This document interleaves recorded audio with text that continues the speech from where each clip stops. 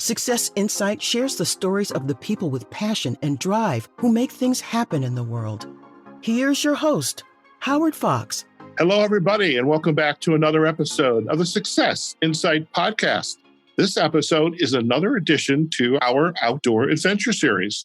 Now, we are happy to partner with the great folks from Luno, the first ever brand dedicated to creating a better car camping experience. Luno believes in spontaneous getaways, dirt road discoveries, and any outdoor pursuit in between. Luno is creating a movement of like-minded people with a desire to explore new places on their terms. With that in mind, it's a pleasure to introduce to you on our Outdoor Adventure Series, Channing Lindsay. Channing, welcome to Success Insight and the Outdoor Adventure Series. Thanks for having me. So Channing, one of my first questions for you is, how did you ever decide to really kind of explore outdoor adventures in the back of a car?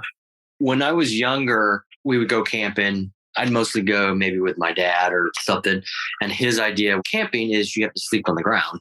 So we would sleep on the ground. Of course, never any comforts involved. We were lucky if maybe he decided to try his hands at assembling a tent so we could sleep in. But was always sleeping on those stars. So I grew up loving the outdoors and being outside. As you get older, your body doesn't adapt as well to ground sleeping. Don't I know that? Yeah. So when I got older, I would start figuring out ways to sleep in my car. When I was in my early 20s, I would go on road trips and I'd just say, I'm just going to sleep in my car, pull off on the side of the road somewhere and sleep in there. So it's been a constantly evolving process. And then again, I've always searched for the ultimate comfort in sleeping. And that's when I ran across Luno after years of frustration of waking up with sore hips or sore shoulders. I totally get that. So I'm curious. First of all, I've never slept under the stars. I'd have to say it was a fantasy of mine. Oh, the idea that you're up in the mountains in Wyoming, Montana, and these stars are just kind of hovering over you. I thought, how cool would that be? As you began to get older and explore on your own, what kind of cars were you sleeping in? I've had all kinds of vehicles. One of my favorite ones that I kick myself all the time of getting rid of it is a Isuzu Trooper. That thing was large and roomy and was more than capable in terms of going anywhere off-road. So I slept in that. I had a Chevy Tahoe, slept in that. So those large, very large cars were plenty of room to sleep.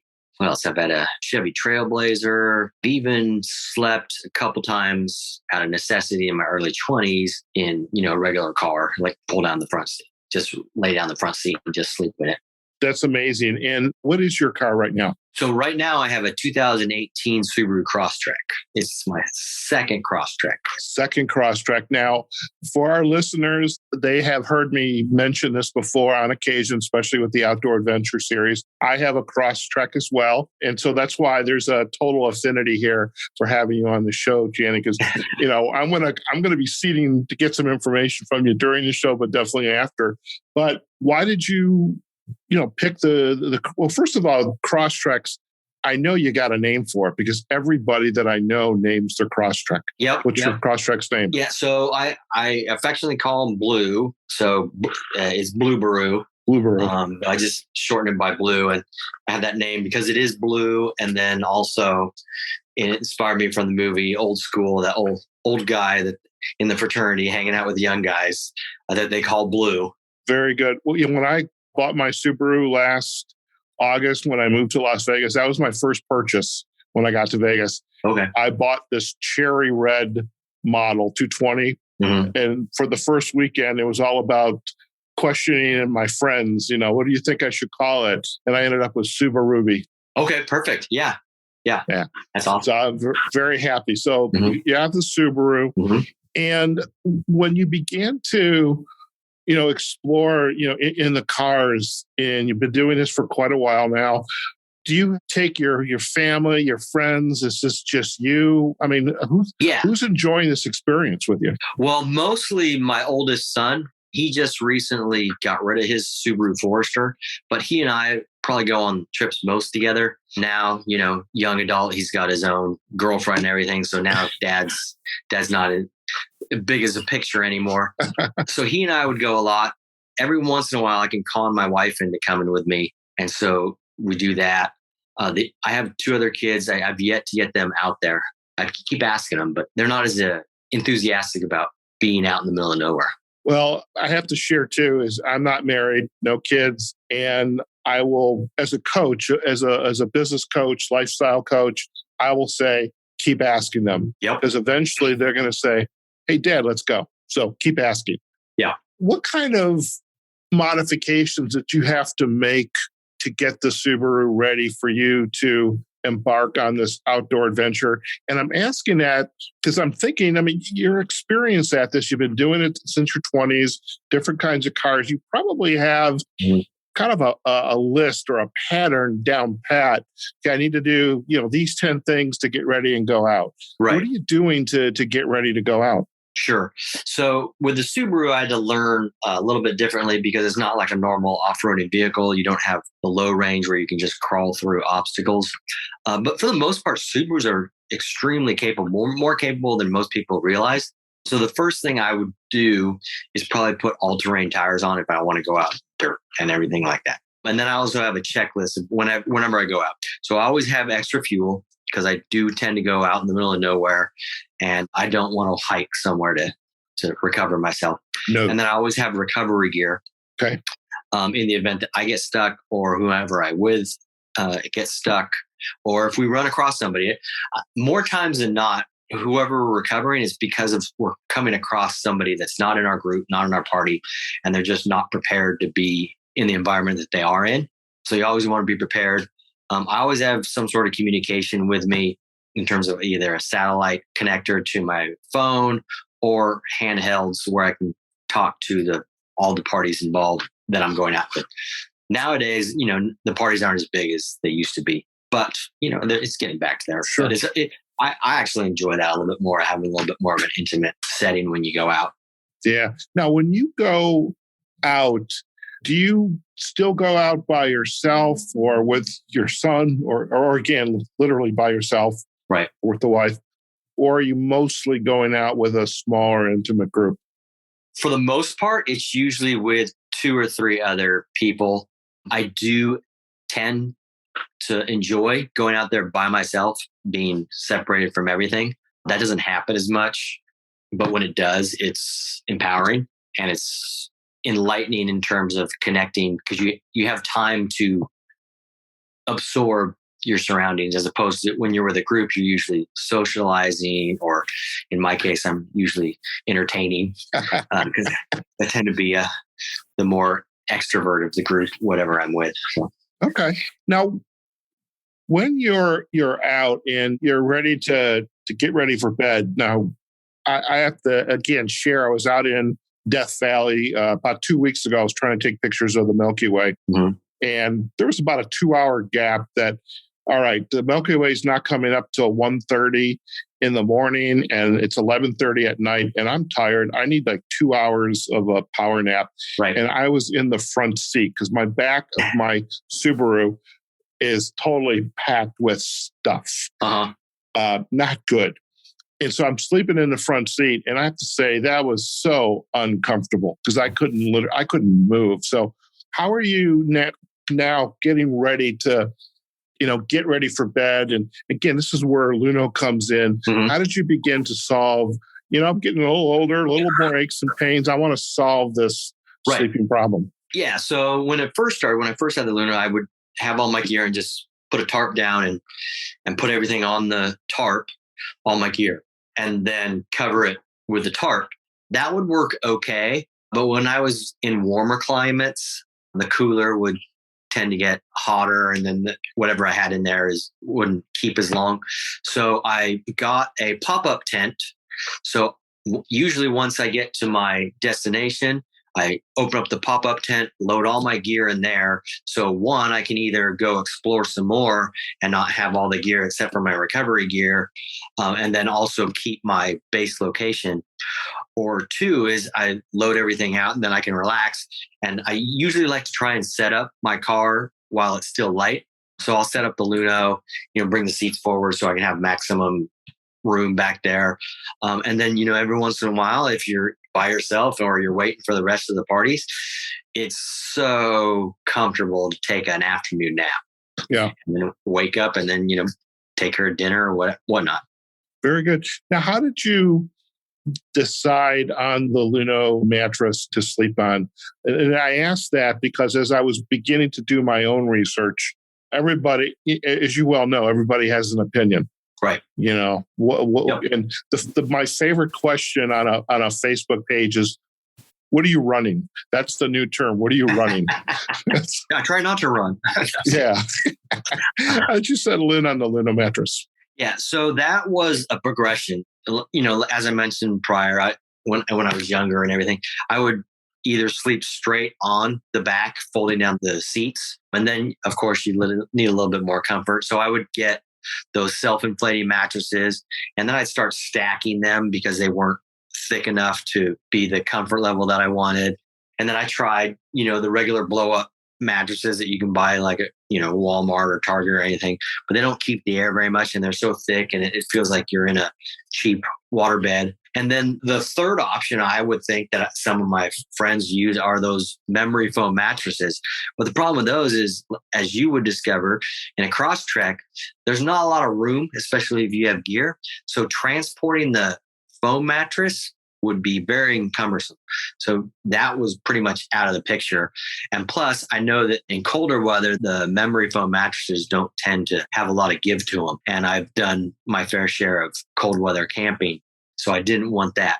So I'd battle through that. And then one of my friends up near where Lunar Life is based, they had mentioned, oh, there's a new company coming out with a mattress. And I was at the point where I was willing to try anything. And so I was like, okay, it's not what I've gotten before, but I'm totally infatuated with the idea of having it perfectly fitted for the back of your vehicle. So you have all the room that you want to sleep in. And then I was enamored by the idea of, oh, you only need one side sometimes if you want to just pump up one side, or you can have the whole thing. I enjoy having the whole back to sleep in because I like to move around when I sleep. But that's pretty much the evolution of where I got. And I think I was probably one of the first ones to jump aboard. And it took a little while. Nowadays, I hear some of my friends that are like, oh, I ordered my Luno, I got it in 2 days. That wasn't the case when it first started, because right when they launched, I think was the first tariff that was invoked back, a few years ago. They got stuck bringing over all their materials. That darn supply chain. Yes. Another story in itself. Another story. Yeah. Yeah. Now, by the way, I love the fact that you've got all the gear out of the car. It's in a pop-up tent. And right now, when I have gone out, I've used up half of the mattress, though I've only blown up one half. Okay. But now that I think, after conversations with you folks, I've been chatting with Channing for a while now and trying to glean some tidbits of information from him. But I think part of that solution is solved. I am really looking forward to the entire mattress fitted out and blown up on the Crosstrack.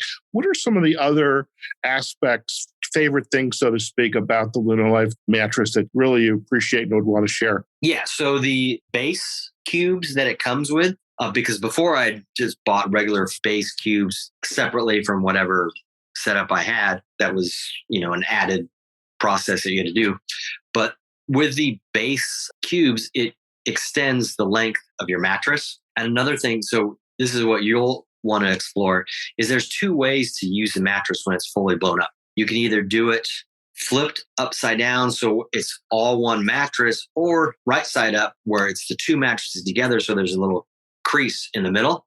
I kind of enjoy that little crease when I'm sleeping because it kind of engulfs you within the mattress. And then there's different variations. I like the valves on the sides that you can adjust the air. So if you filled it up too much, you just reach over on the side and let a little bit of air out, and voila, you're in your perfect setting.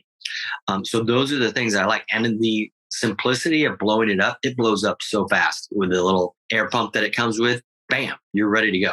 I love that. And one of the selling points for me when I bought mine were the cubes that you put right up at the head. I mean, because I can't, I don't know how tall you are. I'm 6'1". I'm really at the extent of the comfortable space in a back of a Crosstrack. Yep. But definitely having the full mattress out and blown up, I think I'll have a little bit more leeway. What would you want to share with individuals who are contemplating car camping? What would you want to share with them? Sure. So some of the pushback I receive when I first talk to somebody or they ask me about it, and they're like, oh, but the mattress is so expensive. I go, well, have you ever rented a hotel room? And they usually say yes. And I say, well, usually how much are you spending in a hotel room in a destination that you want to go to? And they're like, oh, maybe $200 or something. I was like, yeah, that's basically a one-time purchase there. And you can sleep wherever you want. And you're never going to have to worry about, and I joke about this all the time. And I told the Luno folks, and I said, you always have a room with a view, no matter where you go. If you got a sunroof, you can look at the stars. So there's that as well. But that's sleeping outside with the comfort and the safety of being inside your vehicle, because you don't have to worry about critters coming up if you're in a tent, or, if you're in a mountain location and there might be bears. There's never going to be a bear that's going to push down your tent. They might be in the car and they might rattle your car, but you're going to be a lot safer. We were camping one time with a group of folks and some of the people we didn't know. And it was a young couple. It was a boyfriend, girlfriend, and they had a cross trek, and he had his little camping, his hiking tent that they were going to sleep in. And she was a little bit wary because we were in the forest, and she's like, oh, I don't know about that. So, in the middle of the night, they ended up moving into the car to sleep. They didn't have a Luno because I was telling them, no, that you should get a Luno because, it's much more comfortable and you're in the safety of your car. Well, she heard some critters in the middle of the night, and she was like, no, I'm out of here. So your alternative is either you get in your car and you drive home, or you just get in your car and sleep. Some of us have to have lessons learned. What else would you like to share with folks who are contemplating car camping, contemplating the types of purchases like the Luno? And I love, by the way, your story about we're willing to pay $200 for a hotel room, but you pay $200 and you've got a one-time investment that you're going to use over and over again. Yeah, I've more than covered the cost of my mattress. I try and go out once or twice a month. Before the pandemic, it was maybe more than that because I just enjoy being in the environment.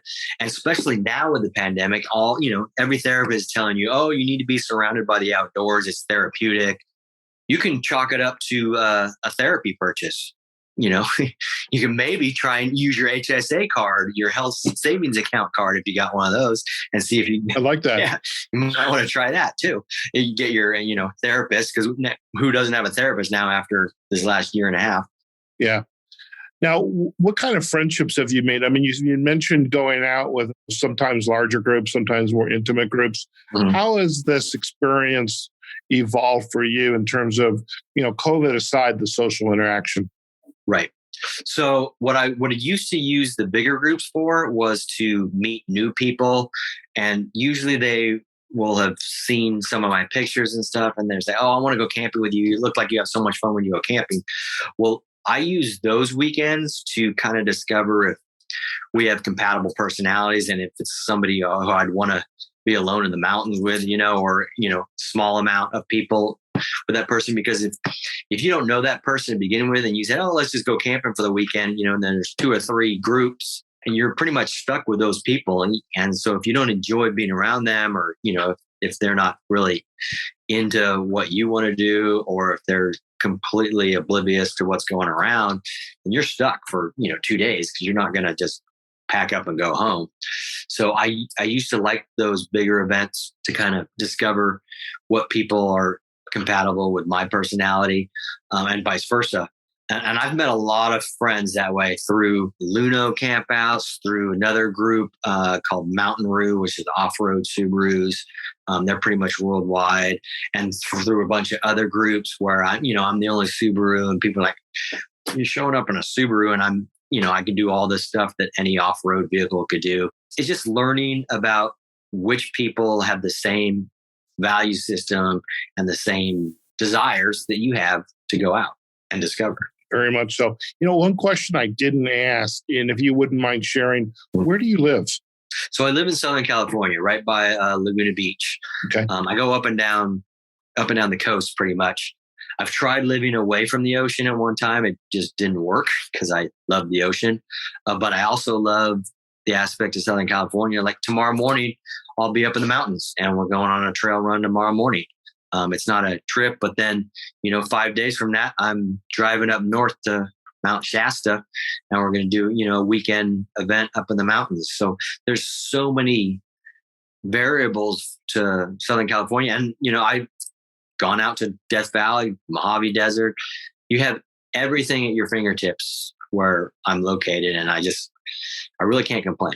I completely agree. And I love the ocean and the water as well. And but the mountains just in the surrounding area. And there's so many places to go out and do your car camping, usually on Bureau of Land Management land. Now, do you have a source or where you go to get that information, good places to car camp? And a second question is, do you have, if there was like a top 5 list, what would be your top, what would be that list of places that, oh my God, this is unbelievable? Sure. There's plenty of sources to find places to camp. There's an app called Camporium. Usually you can go on the BLM website. What I usually do before I go, if it's in BLM, I usually look up the forestation and call and make sure there's no restrictions in terms of fire restrictions or camping restrictions, or the U.S. Forest Service website. And I always make sure I have a fire permit with me in the event that we are allowed to have fires. Right now, we're getting the season in California where we're not going to have fires. So I also have an alternative to that. I have a propane fire pit, which is for 90% of the time is allowable in certain circumstances. So your second part of your question is the 5 places. Big Sur is one of my favorites. I'm not going to tell you exactly where because it's okay. Mammoth. I love Mammoth for the simple aspect of being in the mountains, and they've got hot springs all over. So if it's cold, you take a dip in the hot springs, and the forestry is so amazing. I like Anza Borrega down in San Diego, especially during the wintertime. It's almost like you're on a different planet. I have to say Tahoe, and then the 5th one, anywhere in the Flagstaff area of northern Arizona. Flagstaff it's got so much to offer, especially out in the middle of nowhere. Fantastic. Yeah, when I did my southern trek driving to Las Vegas when I moved here from Chicago, I spent the night in Flagstaff, and it was pretty amazing there. My experience so far has been some godforsaken place in Arizona. A friend of mine has a friend that owned this piece of land, and there were other parcels around it. Okay. But let's just say it was like a big junkyard. And good thing I did have all-terrain tires because I ended up with a nail going through the side of one. Luckily, I made it home. But if my friend ever asks me if I want to go camping there again, it's like, no. But I've got Lake Mead right here in Mojave. I've gone out to Mojave National Preserve because that's a good spot for dark sky photography. So I've got a question with the Subaru Blueberry. Yeah, I would love if you would share perhaps some photos. You don't have to share the photo where your absolute favorite place in Mammoth is, because somebody smart will figure out where it's at. Right. If there's a handful, maybe photos that you wouldn't mind sharing for our website, I would love to include those in our show notes. Definitely. Yeah. Fantastic. If our listeners would like to learn more about you and your adventures, where's the best place for them to come and kind of get to know you?